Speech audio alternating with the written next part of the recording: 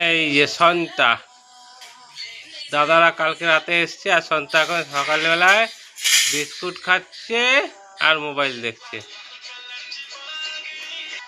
সন্তা বড় ছেলে গতকাল চলে এসছে, ইন্টারসিটিতে চলে এলো, এসে আজকে বাজার গেছে, বাজারের ডিউটি ও বাজার গেছে। দেখুন কীরকম রুই মাছ নিয়ে এসছে, চাকা চাকা করে কেটে নিয়ে এসছে রুই মাছ। এই রুই মাছ টাটকা টাটকা রুই। এই মাছ দিয়ে আর এই দেখুন ঢ্যাঁড়স, কচি কচি ঢ্যাঁড়স নিয়ে এসছে। এই ঢ্যাঁড়স দিয়ে মাছের আলু দিয়ে মাছের ঝোল করবো, খুব সুন্দর হবে খেতে। অনেকে ভাবে কি ঢ্যাঁড়স দিয়ে মাছের ঝোল সে আবার কী করে খায়, খেতে ভালো হবে কি, এরকম একটা মনের ভেতর হয়, সবারই হয়। কিন্তু ঢ্যাঁড়স দিয়ে টাটকা মাছ দিয়ে ঝোল করে খাবেন, দেখবেন খুব সুন্দর লাগবে, খুব ভালো লাগবে। টাটকা মাছ আর কচি কচি ঢ্যাঁড়স দিয়ে ঝোল করবে, খুব ভালো লাগবে। এবার আমি মাছের নুন হলুদটা মাখিয়ে রাখি, নুন দিচ্ছি আর এই হলুদটা দিচ্ছি।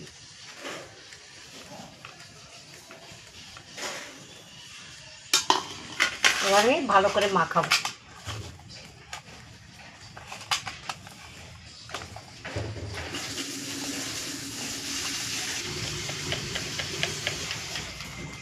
ভেন্ডিটা ধুয়ে কাটতে হয়, তা নাহলে ল্যারপা হয়ে যায়, তো ভাজা যায় না।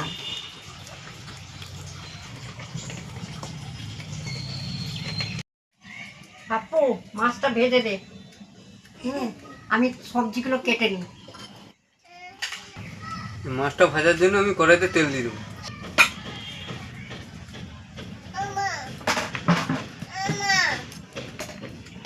জানলা দিয়ে মা মা মা করছে। আছো বাইরে আছো, এরকম গোটা গোটা যাবে তো? হ্যাঁ, গোটা গোটা না হলে ভালোই লাগবে না। ঢেঁড়সটা প্রত্যেকটা ঢেঁড়স গোটা থাকবে।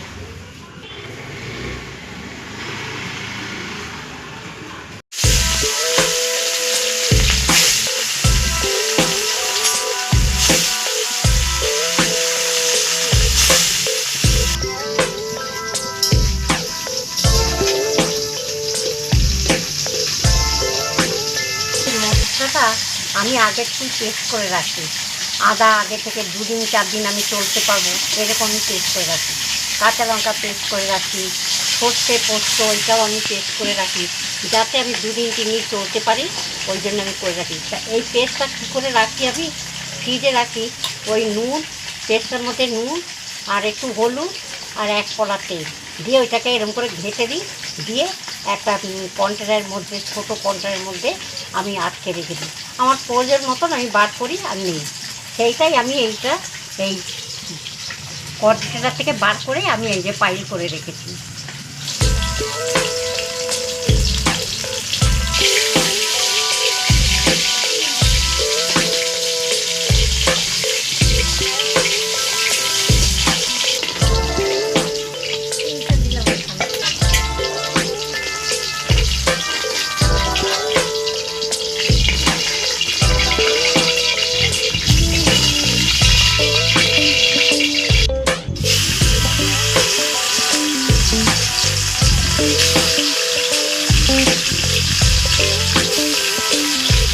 মাছ ভাজা কমপ্লিট হয়ে গেছে, এবার দিদা আসবে, বাদ বাকি রান্নাটা দিদা করবে।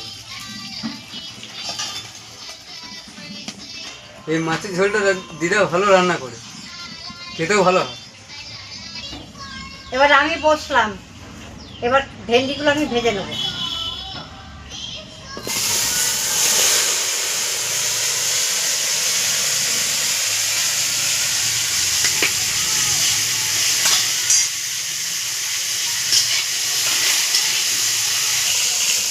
ভেন্ডিটা আগে ভেজে নিলে ঝোলটা ভালো হয়, ল্যালপা হয় না।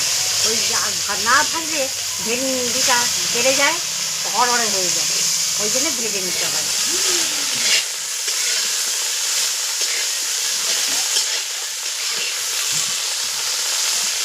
ভেন্ডিটা ভাজা হয়ে গেছে, এবার আমি নিচ্ছি।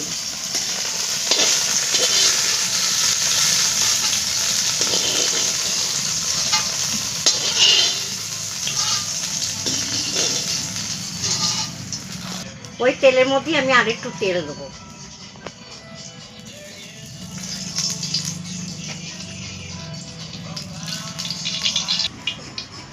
এই তেলের মধ্যে 5 ফোড়ন দেবো, 5 ফোড়ন, একটা শুকনো লঙ্কা ফোড়ন দিচ্ছি। এবারে এই আলুগুলো ভেজে নেব।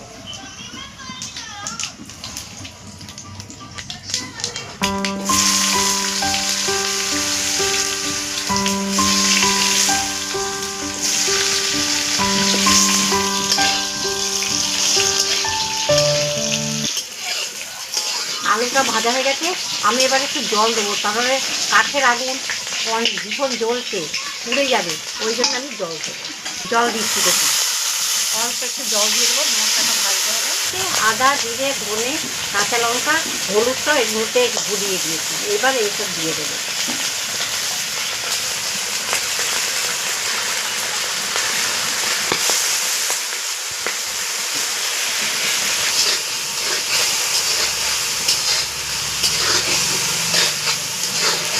টমেটোগুলো কেটে রেখেছি, এটা দিয়ে দিই।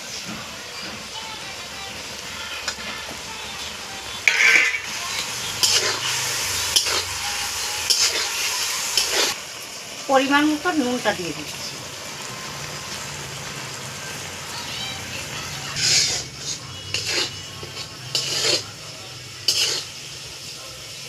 টাটকা মাছের ঝোল যেটা রান্না করি আমরা, যে কোনো মাছই টাটকা, তাতে আপনার শুকনো লঙ্কাটা ব্যবহার করবি না, কাঁচা লঙ্কা দিলেই ভালো হয়, স্বাদও হয়, খেতেও ভালো লাগে।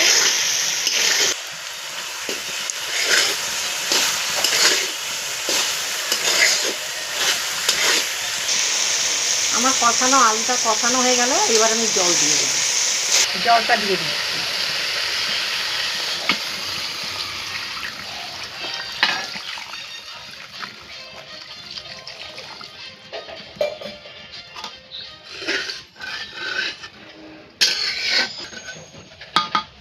ঝোলটা ফুটে গেলে তারপর মাছ, আমার ভেন্ডি ভাজাটা আছে আলাদা করে, ওইগুলো আমি দিয়ে দেবো।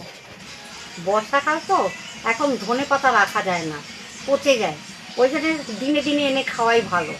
ধনে পাতা রাখতে পারি না, পচে যায়, ফ্রিজে থাকলেও পচে যায়।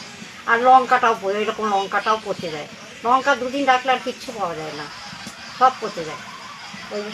এই তো দেখুন কেমন হয়ে গেছে, তাও আমি দেবো, ভালোই আছে, মোটামুটি ভালো আছে। ঝোলটা ফুটে গেছে, এবার আমি ভেন্ডি আর মাছ এগুলো আমি দাদার কত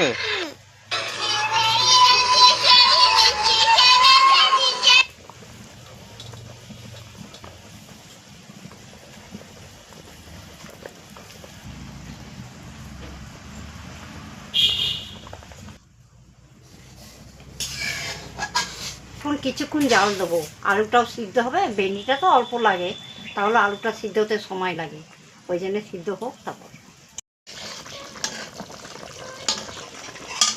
ঝোলের আলু সিদ্ধ হয়ে গেছে, এবার আমি নামিয়ে দেবো। আমি তো নামাতে পারবো না, আমার ছেলে নামিয়ে দেবে।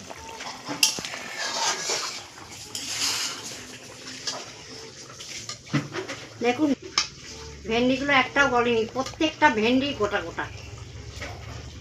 এটা খেতে একদম রসগোল্লার মতন লাগে। হ্যাঁ, ভেজে দিলে এটাই হয়, একদম ভাঙে না। এবার আমি ধনে পাতাটা দিয়ে নামিয়ে দেবো।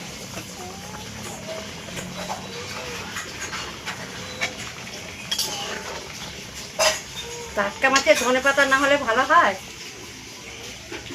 ধনে পাতা একটা আলাদা ফ্লেভারও তো আছে। টাটকা মাছের ধনে পাতা দিতেই হবে।